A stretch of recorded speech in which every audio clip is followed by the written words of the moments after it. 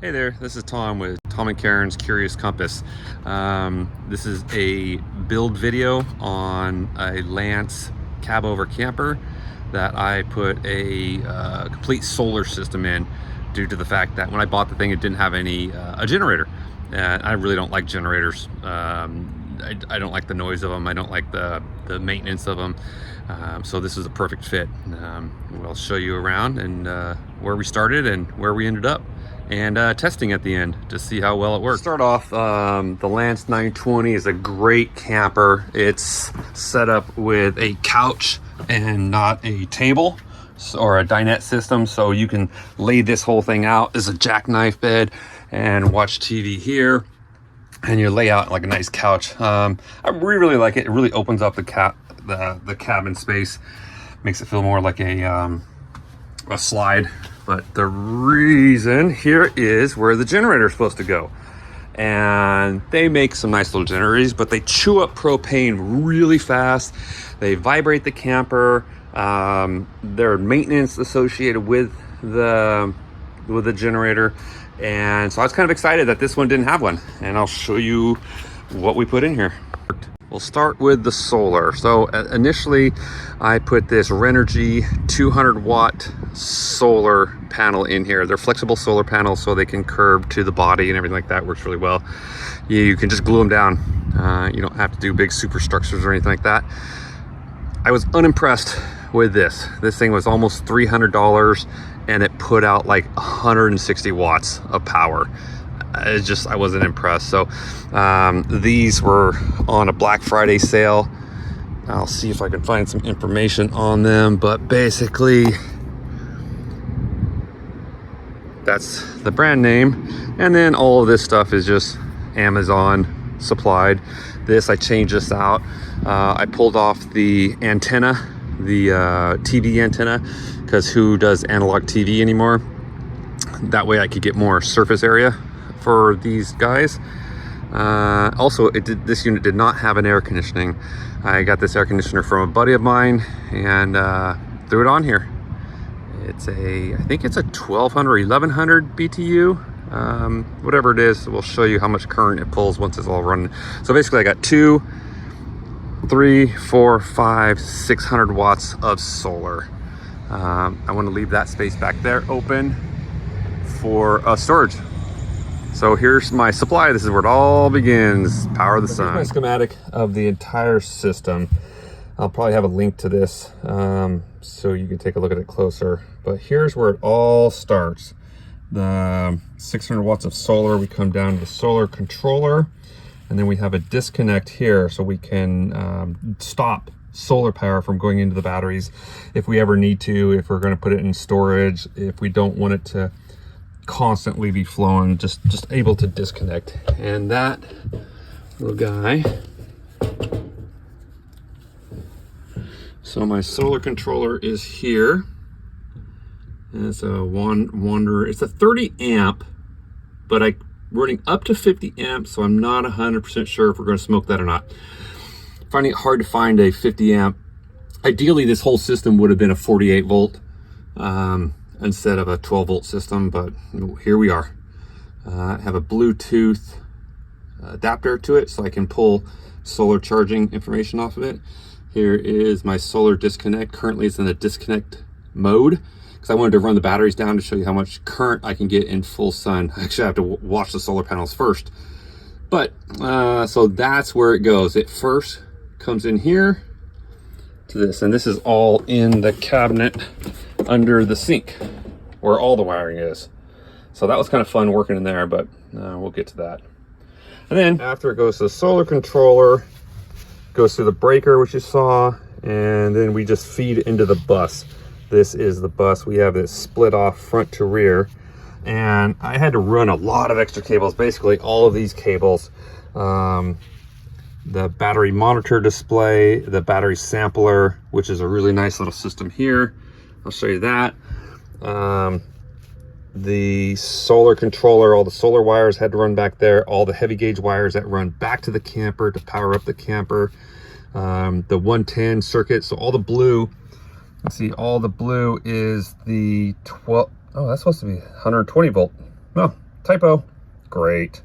You see how the lines are colored basically. So what I did is pop these units out. Here's the factory control charger converter, the fuse panel, circuit breaker box. Pop these units out, ran cables back here behind the tank, pop this out so I could get them down into this section. Then under here, this is where the bulk of the harness is. These are all my cables except for one. Pulled this cover off, ran it along this chase, pulled this device out, and I put a USB charger in there. I took out the telephone isolation thing, which is kind of silly. Who uses a telephone? And then I was able to get them down, pulled the fire extinguisher out to get them into the cabinet, to get them back to where all the magic happens. So this was the generator compartment. So I built this steel tray, which holds 3 lithium batteries in there, 3 100 amp lithium batteries in there, and a 4th one out here. So I've got 400 amps of 12 volt lithium batteries. And basically, we have our battery sampling controller here. This thing talks to the shunt, which is a 400 amp negative side shunt. We have a negative circuit coming into here, and then from here we go to a 400 amp fuse, and then everything else breaks off there. That will give me all of my information I need, what's going in, what's going out. It also has a battery temperature sensor, so I can tell the temperature of the cavity if I need to shut down. Future upgrades will be a heater and a fan system, because lithiums do have temperature issues, so they have to maintain a certain temperature. So let's see.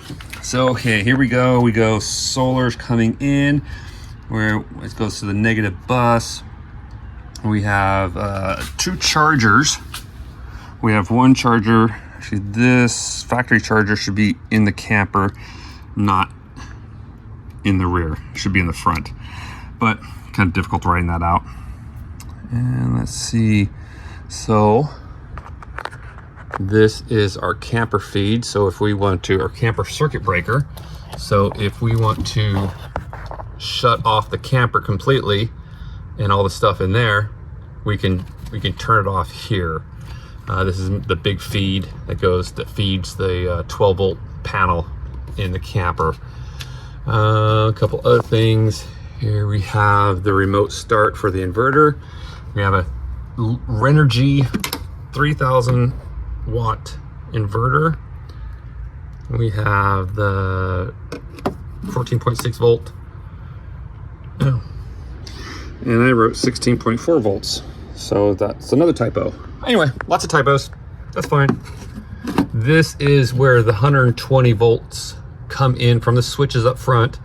It goes right to the charger, and then I have another whip out here in case I want to put another charger in here so I can get more than 40 amps. I'll show you how I got more than 40 amps, or I can just plug in a work light or whatever I need to tap into the 120 volt circuit back here. Let's see what else. I did do aluminum bus bars that connect the batteries together. Here's the other one for the negative side. Running probably cable that's not adequate, but it seems to be working really well. Even at max, running the air conditioner at 1,000 watts, I'm not getting any detectable heat off of any of these junctions. So this is where most of the magic happens. This was the hardest set to set up. Still need to put fans and heaters in here, because when we're in Alaska or someplace cold, lithiums have a tendency of shutting down at a certain temperature, and I need to keep them warm. So I've got heaters that will go under each one of the batteries, and then I have these temperature controls that will manage the temperature. So that's that side. Now let's look at our transfer switch. So this is a cool thing I did.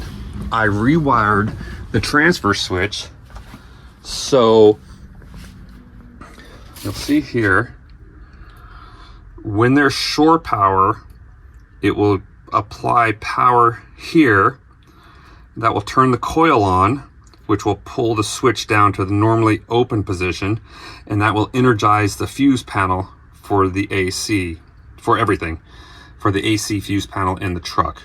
That way I disconnect my inverter. The inverter here will be disconnected from the circuit. So it'll be isolated. If I have shore power, the transfer switch will automatically pull it down and transfer over. If the shore power is also powering our charge switch, so with this switch, I can charge even in the up position. Kind of hokey, but it's working right now. I need to put a cover on it, maybe I'll permanent wire it, I don't know. What happens there, and they're all done with regular NEMA plugs, so I can move it around if I have to hot wire it. Basically, in the up position, it does both the charger and the lithium charger for a total of like 85 amps. If I put it in the center, I disconnect all my chargers from the shore power.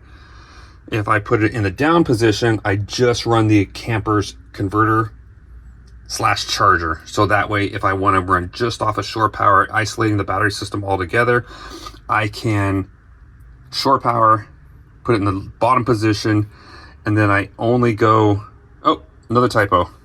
These are supposed to be backwards. Anyway, I guess I could, yeah, I'll cut and paste and flip that. Anyway, I'll fix that in the final thing. Let's see, that's about it, really.